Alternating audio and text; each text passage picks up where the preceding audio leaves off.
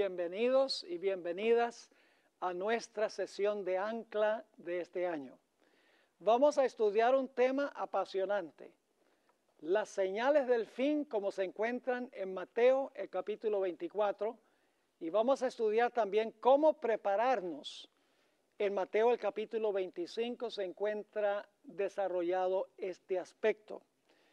Ustedes tienen un sílabo que se ha repartido, un sílabo de unas 175 páginas. Vamos a seguir bastante de cerca el material que encontramos aquí en este sílabo.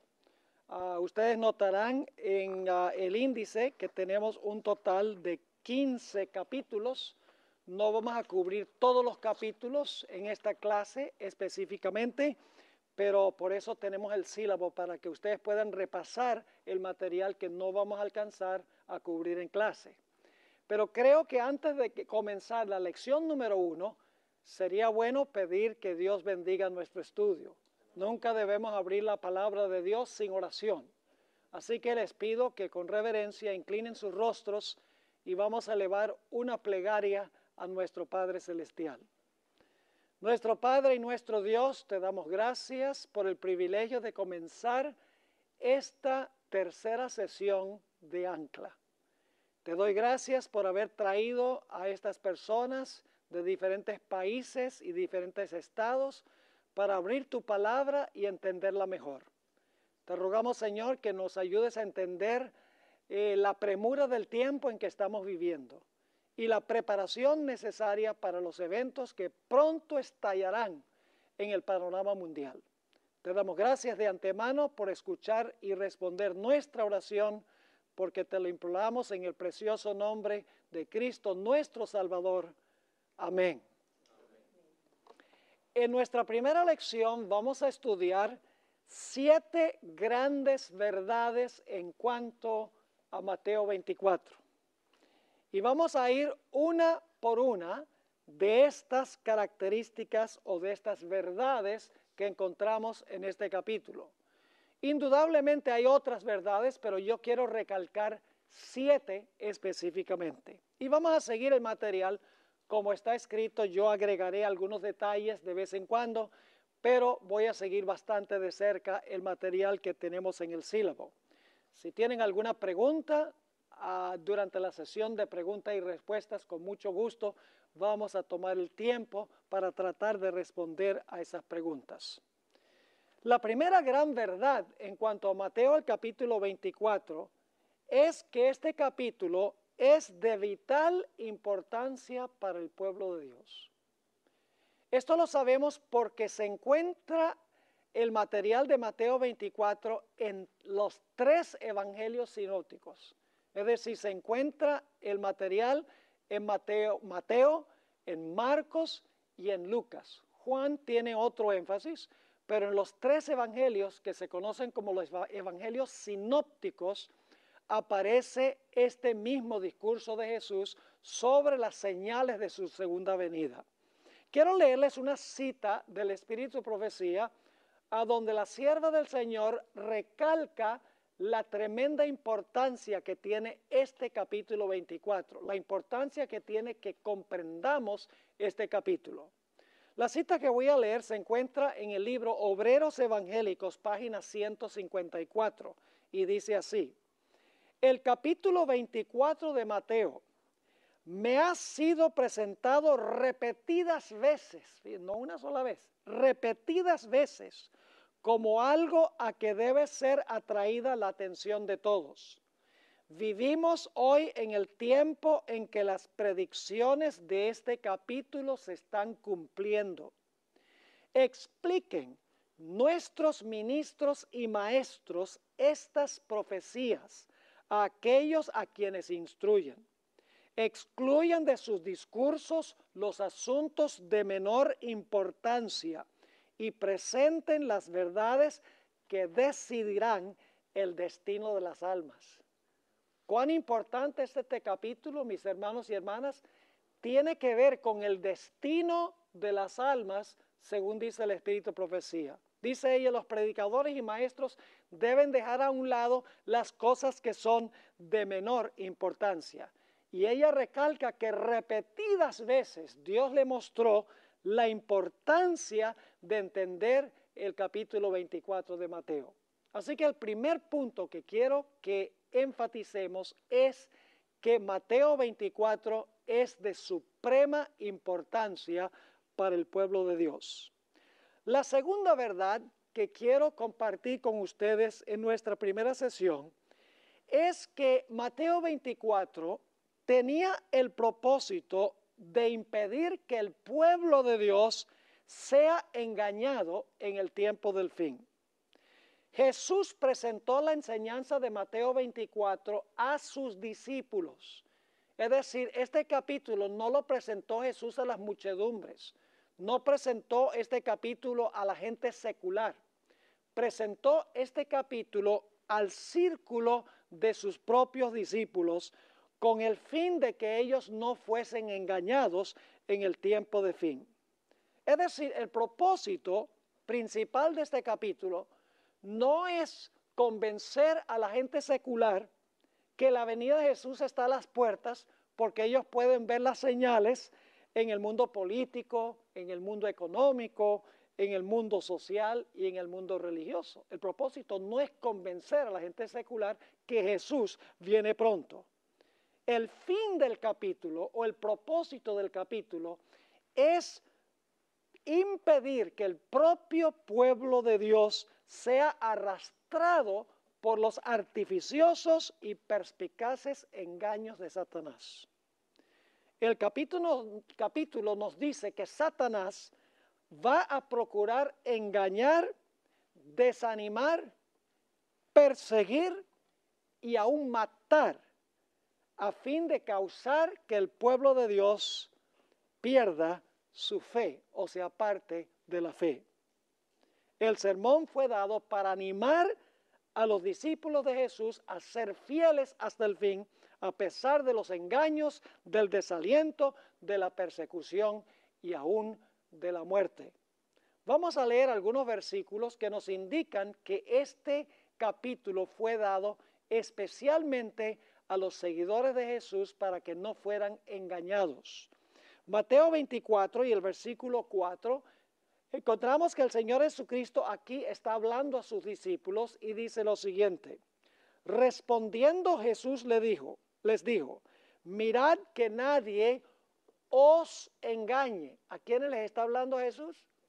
¿A la gente secular? ¿A la gente del mundo? No, ellos ya están engañados, mis hermanos y hermanas. Jesús le está diciendo a sus seguidores, asegúrense que nadie los engañe a ustedes, mis seguidores. Noten lo que dice el versículo 5.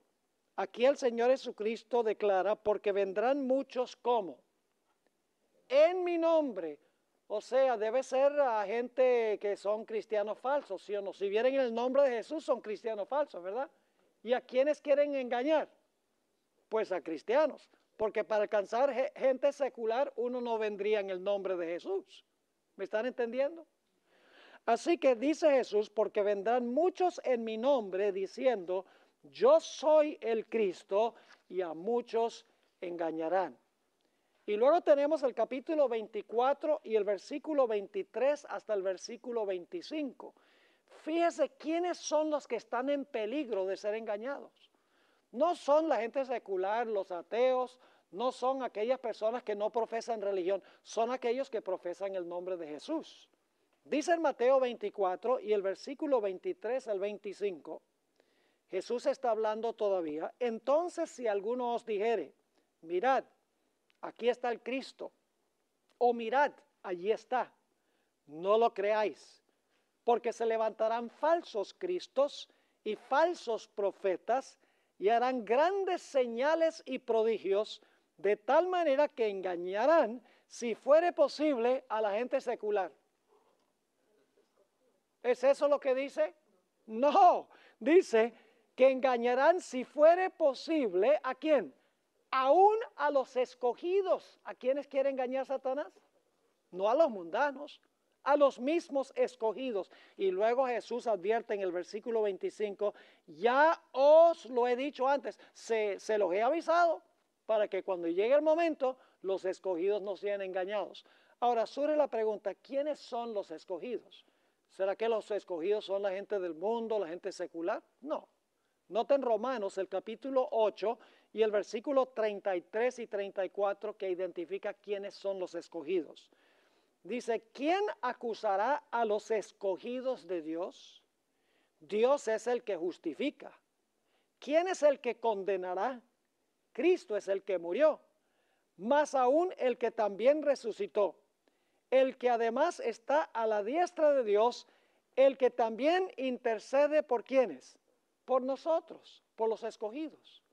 Entonces, ¿quiénes son los escogidos? Los que han aceptado la muerte de Cristo, la resurrección de Cristo y la intercesión de Cristo en su favor. Es decir, el segundo punto, la segunda verdad que quiero que notemos de Mateo el capítulo 24, es que el propósito de este capítulo es impedir que el propio pueblo de Dios sea engañado por los artificios de Satanás. La tercera gran verdad, esto se encuentra en la página 4 del sílabo, la verdad número 3 de Mateo el capítulo 24, es que a fin de tener el cuadro completo, debemos estudiar todo el sermón como aparece en los 3 evangelios sinópticos. Es decir, necesitamos comparar Mateo, Marcos y Lucas y la perspectiva que da cada uno de este sermón de Jesús. Porque cada uno de los evangelistas da detalles que no dan los otros. Vamos a notar un ejemplo, o varios ejemplos. Mateo 24 y el versículo 7. Una de las señales que estudiaremos, Mateo 24 y el versículo 7. Porque se levantará nación contra nación y reino contra reino, y habrá pestes y hambres y terremotos en diferentes lugares.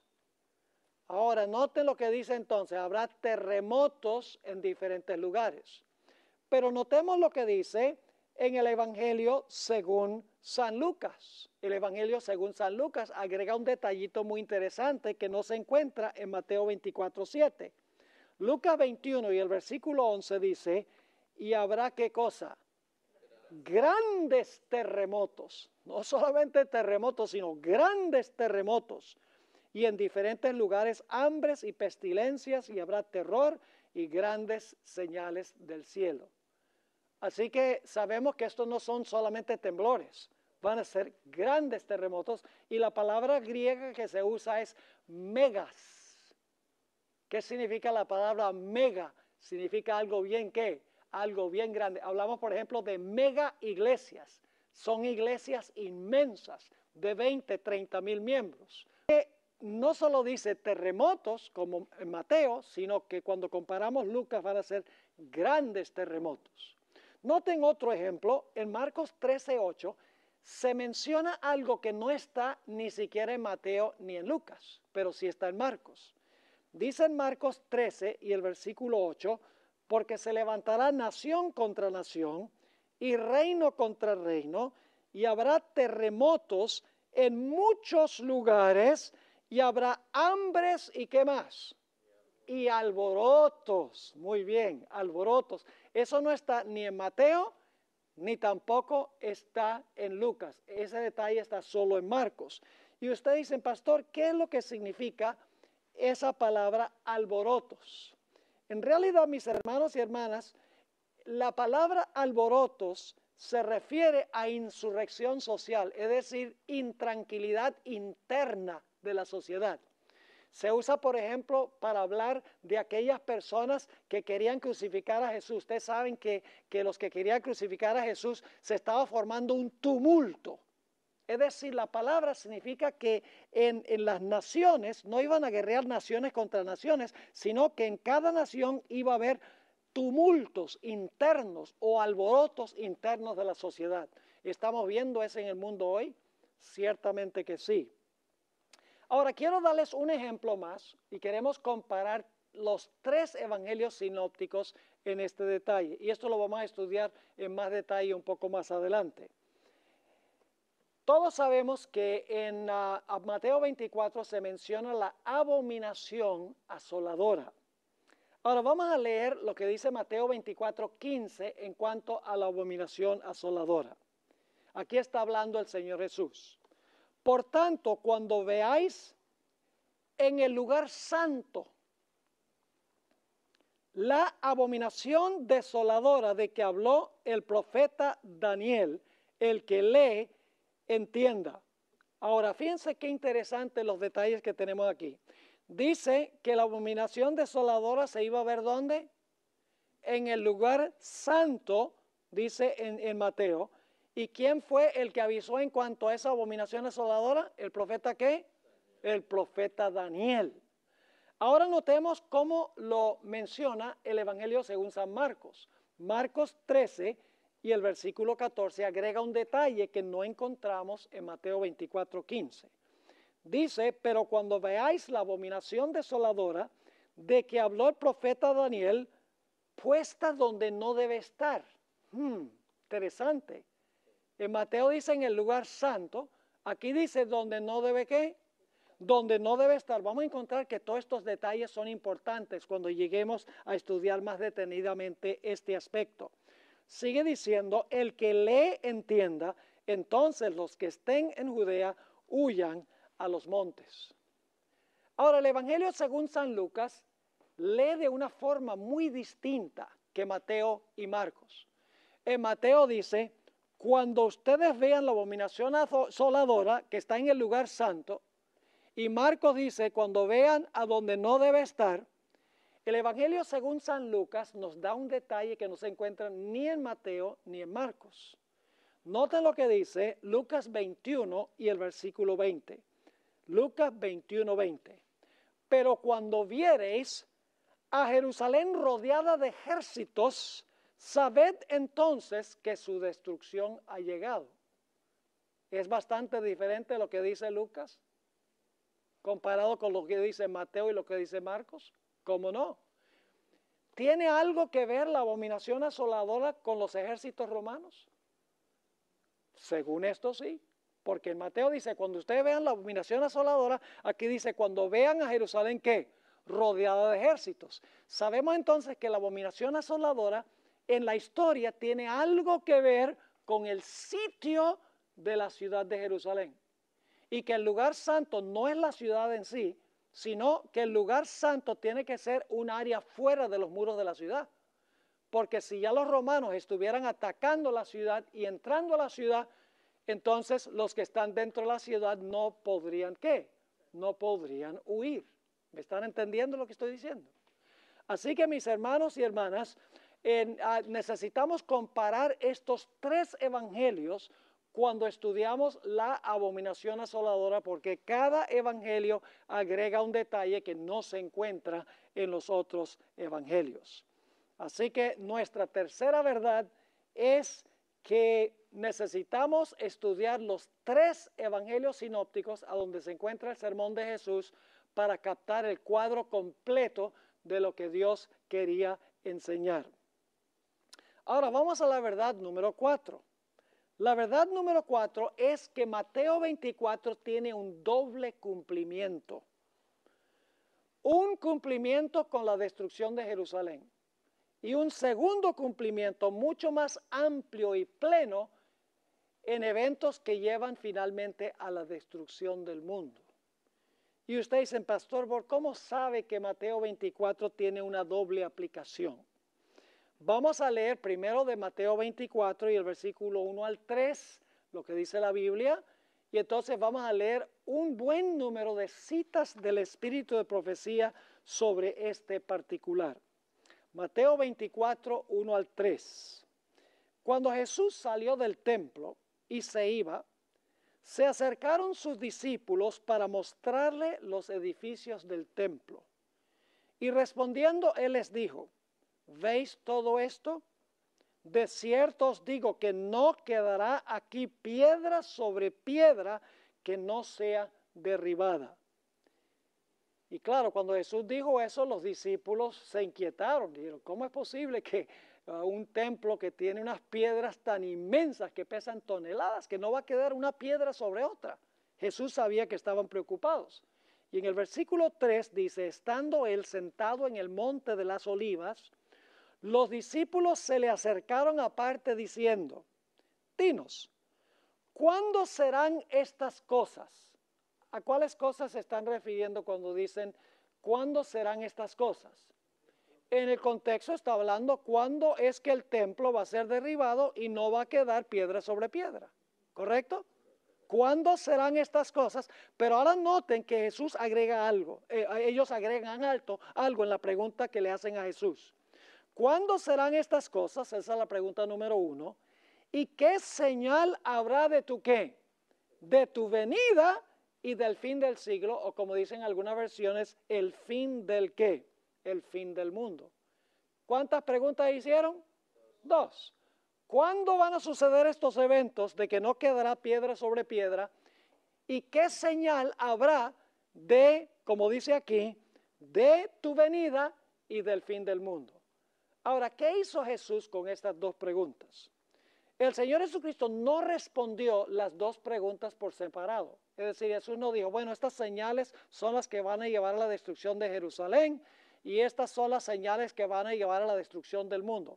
Jesús lo que hizo fue fusionar la destrucción de Jerusalén con la destrucción final del mundo. Vamos a notar varias citas de la hermana White a donde ella confirma esto de que Jesús no tomó por separado las señales para la destrucción de Jerusalén y las señales para la destrucción del mundo, sino que el Señor Jesucristo entremezcló o combinó o fusionó las 2 destrucciones, la de Jerusalén y la destrucción final del mundo. Y me voy a dar el lujo de leer todas estas citas del Espíritu de Profecía para que ustedes vean que la hermana White vez tras vez subraya que lo que pasó con Jerusalén va a pasar en escala mayor al final cuando sea destruido el mundo, o los eventos que llevaron a la destrucción de Jerusalén se van a cumplir más ampliamente inmediatamente antes de la segunda venida de Jesús. Leemos en primer lugar del deseado de todas las gentes, página 581 y 582.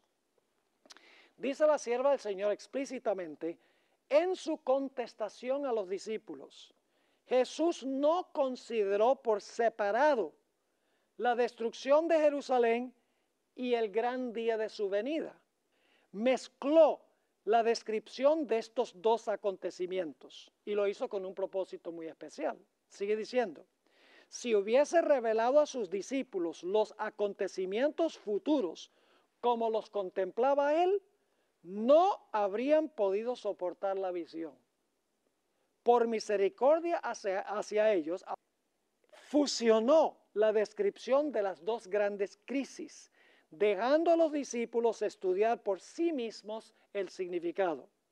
Cuando se refirió a la destrucción de Jerusalén, sus palabras proféticas llegaron más allá de este acontecimiento, hasta la conflagración final de aquel día en que el Señor se levantará de su lugar para castigar al mundo por su iniquidad, cuando la tierra revelará sus sangres y no encubrirá más sus muertos.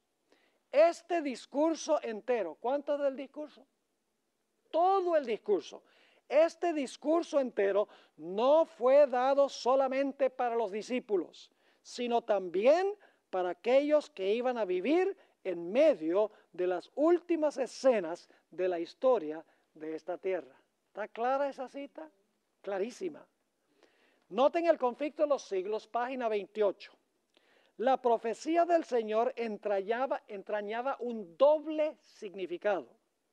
Al par que anunciaba la ruina de Jerusalén, presagiaba también los horrores del gran día final.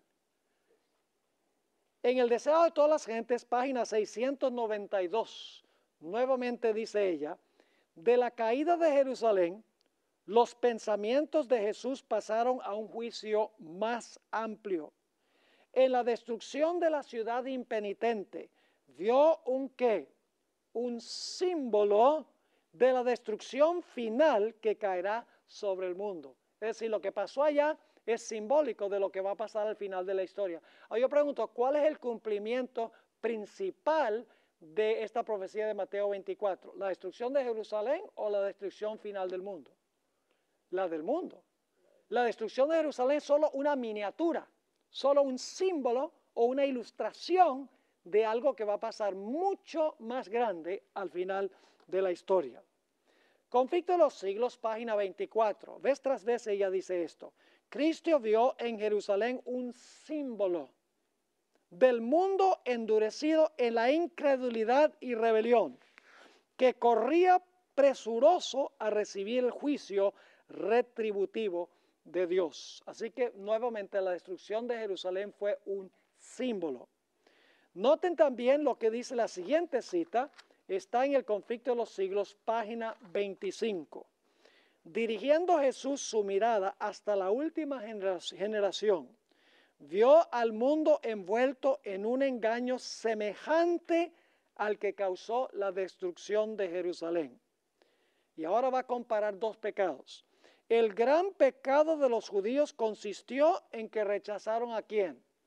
Rechazaron a Cristo. El gran pecado del mundo cristiano iba a consistir en que rechazarían la ley de Dios, que es el fundamento de su gobierno en el cielo y en la tierra. Y algunos dirán, bueno, pastor, estos son dos errores completamente distintos. El pueblo judío iba a rechazar a Cristo y el mundo cristiano iba a rechazar la ley de Dios. Son dos cosas distintas, pero en realidad cuando lo miramos con cuidado, nos damos cuenta que no son dos errores distintos, no son dos engaños distintos, son el mismo engaño. Y les explico. ¿Dónde se encuentra revelado el carácter de Jesús? En la ley, ¿sí o no? La ley es un reflejo del carácter de Jesús.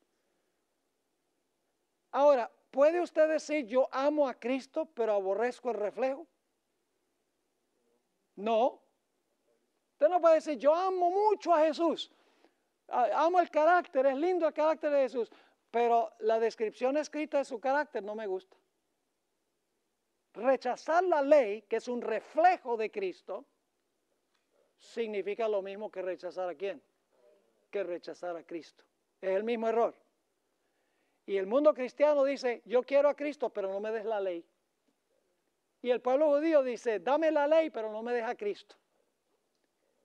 Pero Dios quiere que nosotros veamos a Cristo en la ley.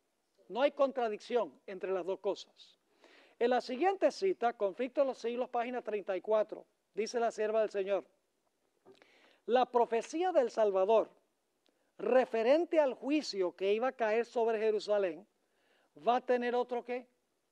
Oh, está clarito, va a tener otro cumplimiento. Y la terrible desolación del primero, es decir, de Jerusalén, no fue más que un pálido reflejo de lo que será el segundo. Es decir, cuando miramos la destrucción de Jerusalén, es terrible, hermanos y hermanas. Nos dice Josefo que las madres se comían a sus hijos, había tanta hambre. La gente se comía el cuero de sus correas, el hambre era tan terrible. La sangre corría por las calles de Jerusalén. Y la hermana White dice que ese es un pálido reflejo. Óigame, hermanos y hermanas. Así que dice, la profecía del Salvador referente al juicio que iba a caer sobre Jerusalén va a tener otro cumplimiento y la terrible desolación del primero no fue más que un pálido reflejo de lo que será el segundo.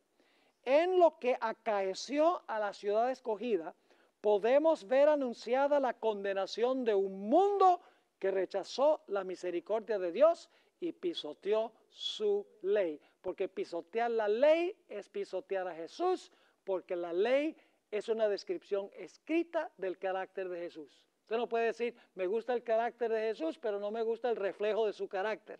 Eso es ridículo. Eso es como decir, me gusta mi cara, pero no me gusta la cara que está en el espejo. La cara que está en el espejo es la misma cara. Así que usted no puede decir, me gusta mi cara, pero no me gusta el espejo. Note lo que dice la siguiente cita. Eventos de los últimos días, página 18. Cristo advirtió a sus discípulos en cuanto a la destrucción de Jerusalén y las señales que ocurrirían antes de la venida del Hijo del Hombre. Todo el capítulo 24 de Mateo es una profecía concerniente a los acontecimientos que preceden a este evento. Y se usa la destrucción de Jerusalén para tipificar la última gran destrucción del mundo por fuego. Fíjense, la cantidad de veces que Elena White enfatiza en diferentes formas que la destrucción de Jerusalén es un presagio de la destrucción del mundo. Por eso tenemos que estudiar primero la destrucción de Jerusalén, y eso lo vamos a hacer en nuestra clase de mañana, la primera clase de mañana. En el libro Testimonios para la Iglesia, tomo 5, página 753, dice la sierva del Señor: mientras que estas profecías, hablando de Mateo 24, tuvieron un cumplimiento parcial en la destrucción de Jerusalén, tiene una aplicación más directa a los postreros días. ¿Cuál es el cumplimiento principal entonces de Mateo 24? ¿La destrucción de Jerusalén o la destrucción del mundo? La principal es la destrucción del mundo. Yo pregunto, ¿qué es más importante? ¿La muerte del Cordero en el Antiguo Testamento o la muerte de Cristo? Pues usted dice la muerte de Cristo. Y la muerte del Cordero era un tipo, una ilustración en miniatura, pero no es el cumplimiento final. Así, la destrucción en Jerusalén es como el sacrificio del Cordero, una miniatura de un evento mucho mayor, mucho más grande. Encontramos también en Joya de los Testimonios, tomo 2, página 351. Sobre el Monte de las Olivas, Cristo explicó los temibles juicios que habrían de preceder a su segunda venida.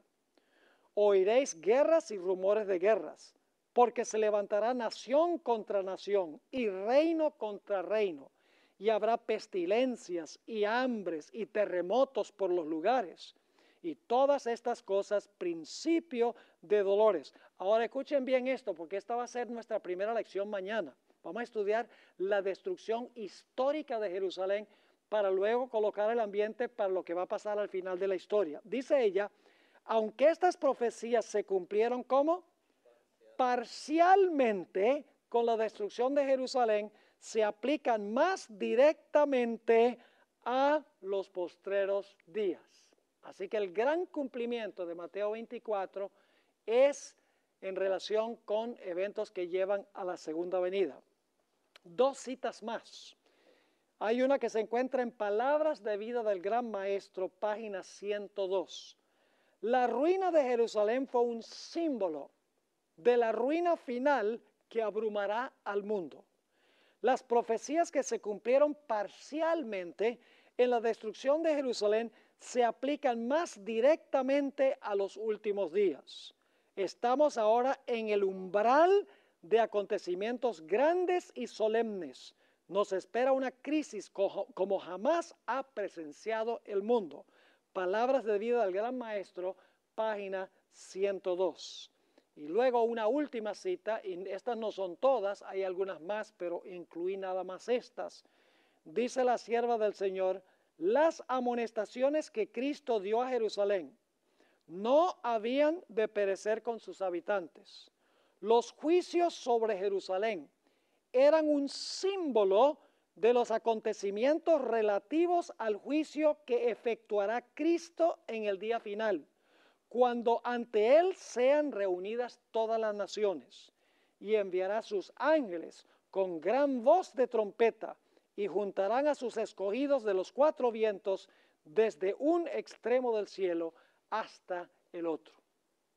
¿Entienden este punto? La gran verdad número 4 de Mateo 24, y es que lo que sucedió con Jerusalén es una miniatura de lo que va a suceder al final de la historia, un símbolo, un presagio, una prefiguración de lo que va a suceder al final de la historia. Pero yo pregunto, ¿necesitamos en primer lugar entender la base histórica? ¿Sería necesario estudiar primero lo que sucedió con Jerusalén? Lógico. Por ejemplo, hablando otra vez del Cordero. El Cordero no podía tener, ¿qué? Mancha. No se podía quebrar, ¿qué? No se podía quebrar ninguno de sus huesos. Debía ser sacrificado ¿a qué horas el Cordero Pascual? A las 3 de la tarde. Ahora, ¿esos detalles son importantes conocerlos? Lógico que es importante conocer. Si usted no conoce el tipo, usted no va a conocer el antitipo. ¿Por qué es importante conocer que el cordero no debía tener mancha? ¿Qué representa eso en un ámbito más grande? El hecho de que Cristo moralmente no tuvo pecado. ¿Qué significa el hecho de que ningún hueso del cordero pascual se debía quebrar? Significa que Jesús colgando en la cruz no le quebraron las piernas, porque en Éxodo dice que al cordero pascual no se le quebraba un hueso. ¿Están entendiendo lo que estoy diciendo? Y luego, ¿por qué a las 3 de la tarde se debía sacrificar el cordero pascual? Porque esa es la hora en que el Señor Jesucristo murió, según la Sagrada Escritura. Entonces, es vital conocer la raíz histórica primero. ¿Cómo no? Si entendemos la raíz histórica, vamos a entender entonces el cumplimiento posterior de eso en un ámbito mayor. Si entendemos los eventos que llevaron a la destrucción de Jerusalén y la destrucción de Jerusalén, vamos a entender mucho mejor lo que va a ocurrir llevando a la segunda venida y en el momento de la segunda venida de Jesús. Ahora vamos al punto número 5, la gran verdad número 5 sobre Mateo 24. Este es un punto muy fascinante. Y es que el libro El conflicto de los siglos, ¿han oído hablar alguna vez del conflicto de los siglos? ¿Lo han leído recientemente? Es como leer el periódico, hermanos y hermanas. Como si estuviéramos leyendo el periódico en la mañana. Todo lo que dice la hermana White se está cumpliendo velozmente en este mundo. Pero lo interesante es que el conflicto de los siglos tiene la misma secuencia que Mateo 24. Y ustedes dicen, ¿cómo es eso, pastor? ¿Han notado con qué capítulo empieza el libro El conflicto de los siglos? Con el capítulo sobre la destrucción de Jerusalén. La primera aplicación de Mateo 24, ¿verdad? Con la destrucción de Jerusalén. Ahí empieza la hermana White. A donde comienza Mateo 24, ¿empieza quién? La hermana White. Y yo pregunto, al final del conflicto de los siglos, ¿qué gran evento describe la hermana White? La segunda venida del Señor Jesucristo y todos los eventos que llevan finalmente ¿a qué? A la segunda venida de Cristo. Es decir, Mateo 24 tiene la destrucción de Jerusalén como un símbolo de lo que va a pasar al final de la historia. La hermana White comienza el primer capítulo con la destrucción de Jerusalén y luego termina el libro mostrando cómo lo que sucedió con Jerusalén va a suceder también cuando, al final de la historia en relación con la destrucción final del mundo. Qué fascinante que el Espíritu de Profecía sigue la misma secuencia que encontramos en Mateo 24. Y en nuestro estudio de número 3 de esta serie, vamos a trazar cómo se cumplió Mateo 24 en la destrucción de Jerusalén, inclusive, hermanos y hermanas. Lo interesante es que cuando Jesús, en Mateo 24, 20, le dijo a sus seguidores que iban a tener que huir de la ciudad, dice, orad que vuestra huida no sea en invierno ni en sábado. ¿Tiene algo que ver el sábado con la huida en el tiempo final? ¿Y ustedes creen que eso es un accidente, una coincidencia que Jesús trajo a luz el sábado cuando habla de destrucción de Jerusalén y amonesta a sus seguidores a orar que puedan guardar el sábado y que eso no tenga ninguna relación con lo que va a pasar al final de la historia? Mis hermanos y hermanas, todo lo que está en Mateo 24 se cumplió históricamente en relación con la destrucción de Jerusalén, pero va a tener un cumplimiento mayor, como veremos al final de la historia. Ahora vamos al punto número 6, la verdad, la gran verdad número 6 de Mateo 24. La secuencia de eventos en Mateo 24 está en estricto orden cronológico. Ese es un detalle crucial. Es decir, en Mateo 24 Jesús no solamente dice un montón de cosas sin ningún orden cronológico, sin ningún orden histórico. No, el capítulo está organizado de tal manera que un evento sigue a otro en secuencia. El capítulo es secuencial, en otras palabras. Una cosa lleva a otra cosa, esa otra cosa lleva a la otra cosa, una cosa sucede y luego entonces sucede la otra. Y ustedes dicen, ¿cómo sabemos entonces que Mateo 24 es un capítulo que sigue un estricto orden cronológico? vamos a notar algunas expresiones que nosotros tenemos aquí. Ustedes notarán en el sílabo que tenemos en relieve, en letra negra, Mateo 24:6, Mateo 24:8, Mateo 24:9, Mateo 24:10, Mateo 24:14, Mateo 24:16, Mateo 24:19, Mateo 24:21, Mateo 24:22, Mateo 24:23, 24:29 y 24:30. Todos estos versículos tienen expresiones de tiempo que indican que Mateo 24 está presentando eventos en secuencia. Vamos a leer los versículos. Ustedes notarán en el sílabo que tenemos salteado los versículos. Solamente he puesto aquellos que tienen que ver con el factor tiempo. Dice en el versículo 6, y oiréis de guerras y rumores de guerras. Mirad que no os turbéis, porque es necesario que todo esto acontezca, pero aún no es el fin. Interesante, cuando vean estas cosas, ¿todavía es el fin? No, todavía no es el fin. ¿Es esa una expresión de tiempo? ¿Cómo no? Dice, cuando ustedes vean este asunto de guerras y rumores de guerras, no se turben, porque esto tiene que acontecer, pero todavía no es el fin. Hay eventos que tienen que suceder antes de que llegue el fin. Luego noten el versículo 8. Después de mencionar las señales, dice, y todo esto será ¿qué? Principio de dolores. O sea, ¿vienen cosas después de esas? ¿Dónde creen ustedes que se van a mencionar las otras cosas? Pues tiene que ser en los versículos subsiguientes, porque si dice, estas cosas son principio de dolores, entonces esperaríamos que mencionara las cosas que vienen después de ese versículo. Ahora, noten lo que dice el versículo 9. Hay una palabrita que se usa vez tras vez en Mateo 24, y es la palabra entonces. Fíjense lo que dice el versículo 9. Entonces os entregarán a tribulación y os matarán, y seréis aborrecidos de todas las gentes por causa de mi nombre. Ese entonces lo vamos a estudiar, es muy interesante. Es decir, los eventos que ocurren inmediatamente antes van a llevar a un decreto de muerte contra el pueblo de Dios.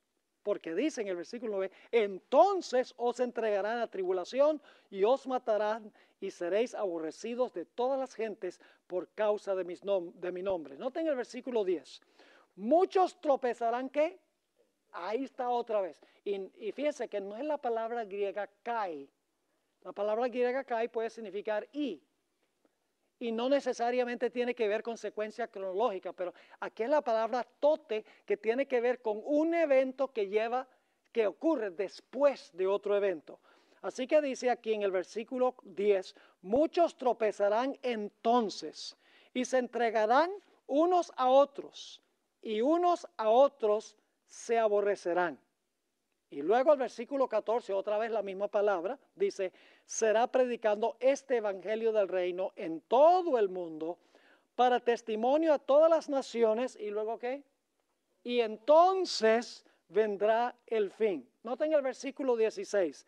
Entonces, los que están, este es después de la abominación asoladora, dice, entonces los que estén en Judea huyan a los montes.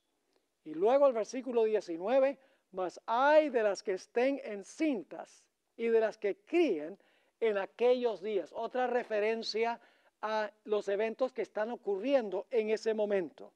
Luego en el versículo 21, otra vez la misma palabra secuencial, porque habrá ¿qué cosa? Entonces, gran tribulación, cual no la ha habido desde el principio del mundo hasta ahora, ni la habrá. Y luego el versículo 22, otra vez una expresión de tiempo. Y si aquellos días, se está refiriendo a la tribulación, ¿verdad? La gran tribulación. Si aquellos días no fuesen acortados, nadie sería salvo, mas por causa de los escogidos, aquellos días serán acortados. Y luego el versículo 23. Entonces, si algunos dijere, esta es la falsificación de la segunda venida de Jesús. Es secuencial la falsificación de la segunda venida. ¿Podemos saber más o menos cuándo va a ocurrir? Siguiendo la secuencia de eventos, lo vamos a encontrar que sí. Dice en el versículo 23, entonces, si alguno os dijere, mirad, aquí está el Cristo, o mirad, ahí está, no lo creáis. Y luego noten el versículo 29. e inmediatamente después de la tribulación de aquellos días. ¿Se están dando cuenta cómo tenemos un orden cronológico en Mateo 24? Así que dice, e inmediatamente después de la gran tribulación de aquellos días, el sol se oscurecerá y la luna no dará su resplandor, y las estrellas caerán del cielo y las potencias de los cielos serán conmovidas. Es decir, son señales que presagian la venida de Jesús. No es la segunda venida de Jesús, el versículo 29, son presagios de la segunda venida de Jesús. Luego dice en el versículo 30, entonces, después que se vean estas señales, en el sol, la luna y las estrellas, y el gran terremoto, dice, entonces aparecerá la señal del Hijo del Hombre en el cielo, y entonces se lamentarán todas las tribus de la tierra y verán al Hijo del Hombre viniendo sobre las nubes del cielo con gran poder y gran gloria. ¿Se dan cuenta que Mateo 24 está en orden cronológico? No es que tenemos un evento y luego entonces el siguiente evento, no, eso pasó antes de esto, y luego entonces el otro evento, no, este evento viene antes de este. No es una mezcolanza. Mateo 24 podemos estudiarlo sabiendo que es secuencial, no solo en relación con la destrucción de Jerusalén, sino también en relación con los eventos que van a pasar en este mundo. Lo vamos a estudiar y les va a quedar absolutamente claro. Ahora vamos a la verdad número 7, la verdad número 7 de Mateo 24, de la importancia de Mateo 24. La palabra vosotros en Mateo 24 se aplica a todos los creyentes de todas las épocas. Y ustedes tienen ahí en paréntesis la cantidad de veces que se usa la palabra vosotros. ¿A quiénes está hablando Jesús? Le está hablando a sus discípulos. ¿Recuerden que se sentó en el monte de los olivos con sus discípulos? Es decir, este discurso fue dado a sus discípulos. Entonces, este discurso fue solamente para los discípulos, para nosotros no. ¿Creen ustedes que fue solamente para los discípulos? Pero Jesús dice, vosotros, asegúrense que nadie los engañe a ustedes. Entonces, ¿es Mateo 24 solamente para los que estaban escuchando en ese momento? No. Vamos a hablar de la Gran Comisión para darles algunos paralelos. Mateo 28, 18 al 20. Mateo 28, 18 al 20. Esta es la Gran Comisión que Cristo le dio a sus discípulos. ¿Con quiénes estaba hablando Jesús cuando dijo estas palabras? A sus discípulos. O sea que no era para nosotros, solamente era para los discípulos, ¿verdad? ¿Para nosotros también? Oh, pero le estaba hablando era a los discípulos. Pero eso nos incluía a todos los discípulos. Noten lo que dice Mateo 28, 18 al 20. Y Jesús se acercó y les habló diciendo, está hablando de los apóstoles, toda potestad me es dada en el cielo y en la tierra. Por tanto, id y haced discípulos a todas las naciones, bautizándolos en el nombre del Padre, del Hijo y del Espíritu Santo, enseñándoles que guarden todas las cosas que os he mandado, y he aquí yo estoy con vosotros, es decir, con los apóstoles, con los discípulos, todos los días hasta el fin del mundo. Amén. Así que Jesús prometió solamente estar con los discípulos hasta el fin del mundo, los 12 que le estaban escuchando. No. En realidad, la gran comisión es ¿para quiénes? Para todos. Aunque le estaba hablando directamente a sus discípulos en ese momento, se aplica a todos los seguidores de Jesús. Vamos a anotar otro ejemplo, Juan 14, 1 al 3. Aquí Jesús está reunido con los discípulos en el aposento alto. Y Jesús les hace esta linda promesa que todos conocemos muy bien, que podemos indudablemente repetir de memoria. ¿Qué dice Jesús? No se turbe vuestro corazón. ¿Creéis en Dios? Creed también en mí. Está hablando a sus discípulos. En la casa de mi Padre muchas moradas hay. Si así no fuera, yo os lo hubiera dicho. Voy pues a preparar lugar para vosotros. ¿Para quiénes fue Jesús a preparar lugar? Para los discípulos. Entonces nosotros nos quedamos sin hogar allá porque, imagínense. ¿Esta promesa es para nosotros también?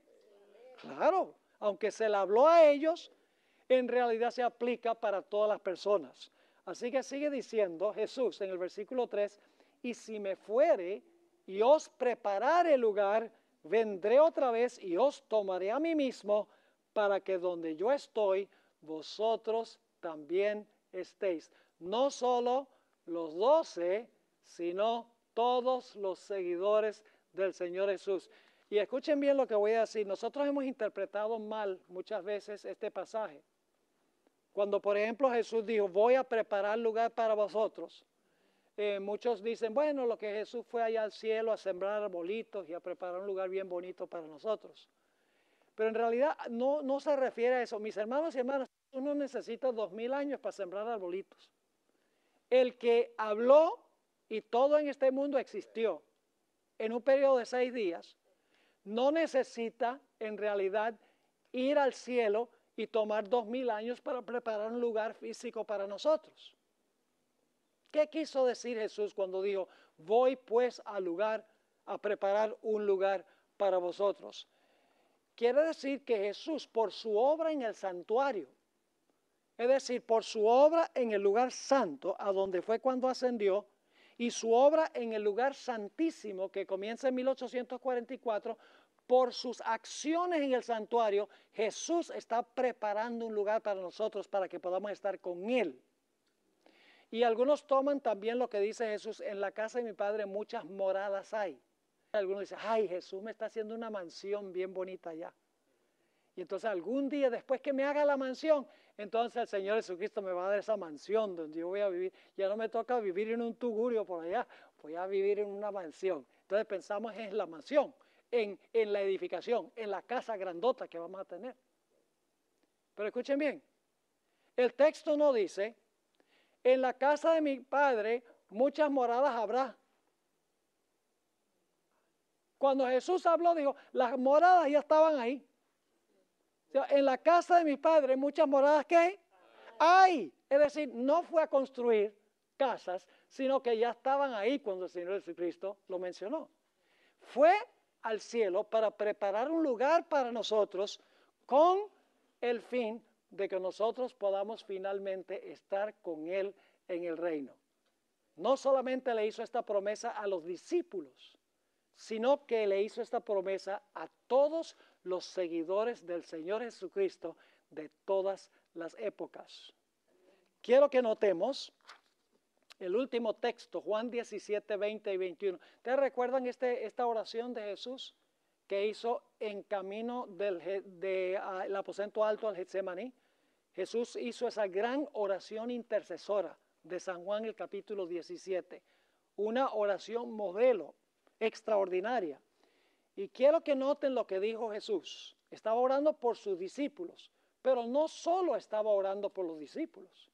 Estaba orando por todos los que iban a creer en Jesús a través del ministerio de los discípulos. Noten Juan 17, 20 y 21. Aquí está orando Jesús a su Padre y dice, mas no ruego solamente por estos, sino también por los que han de creer en mí, por la palabra de ellos, para que todos sean uno, como tú, oh Padre, en mí y yo en ti, que también ellos sean uno en nosotros, para que el mundo crea que tú me enviaste. Así que noten que Jesús dice claramente aquí que no solamente ora por sus discípulos, sino que está orando por todos aquellos que crean en el nombre de Jesús a través del ministerio de los 12 apóstoles. Así que repasando lo que hemos estudiado, las 7 grandes verdades en cuanto a Mateo el capítulo 24. Número 1, Mateo 24 es de gran importancia para el pueblo de Dios. Lo dice el Espíritu de Profecía. Se encuentra en los 3 evangelios sinópticos. En segundo lugar, el propósito de Mateo 24 no es convencer a la gente secular que Cristo viene pronto porque pueden ver las señales. El propósito es que el pueblo de Dios sepa lo que va a suceder para que no sean engañados ni se desanimen cuando sean perseguidos. En tercer lugar, necesitamos estudiar Mateo 24, Marcos 13 y Lucas 21 juntos, porque cada uno agrega detalles que no se encuentran en el otro. Y solo cuando estudiamos los 3 evangelios juntos, e intercambiamos los elementos que se mencionan en los tres, captamos un cuadro completo. Punto número 4, esto lo vimos en varios textos de la hermana White. Mateo 24 tiene un doble cumplimiento. El primer cumplimiento es en la destrucción de Jerusalén y los eventos que llevaron a ese evento. Y luego el cumplimiento más grande es en relación con los eventos que llevan a la segunda venida de Jesús y la segunda venida en sí. La verdad número 5 es que necesitamos estudiar el conflicto de los siglos en conexión con Mateo 24 y 25. Porque el conflicto de los siglos sigue el mismo orden de eventos que encontramos en Mateo 24. Es más, la hermana White comienza el conflicto de los siglos con la destrucción de Jerusalén y termina con el cumplimiento mayor, la segunda venida del Señor Jesucristo. La sexta gran verdad es que Mateo 24, los eventos están en estricto orden cronológico. El capítulo tiene muchas referencias al factor tiempo y por eso necesitamos mirar el capítulo en el orden en que fue presentado. Podemos saber cuál es la secuencia de eventos que llevaron a la destrucción de Jerusalén y la secuencia de eventos que llevarán finalmente a la destrucción de este mundo. Y finalmente, notamos la verdad número 7, es que Mateo 24 se aplica a todos los creyentes de todas las épocas. Aunque Jesús le estaba hablando a sus discípulos allí en el Monte de los Olivos, sabemos por otros textos que el Señor Jesucristo estaba en realidad hablándole a todos sus creyentes en todas las épocas de la historia del planeta Tierra. Entonces, Mateo 24 y 25 tiene un gran mensaje para el pueblo de Dios. En nuestra próxima sesión vamos a estudiar en cuanto a la destrucción de Jerusalén en el Antiguo Testamento por Nabucodonosor, porque nos va a ayudar a entender la destrucción de Jerusalén en el año 70 y los eventos que llevan finalmente a la destrucción del mundo.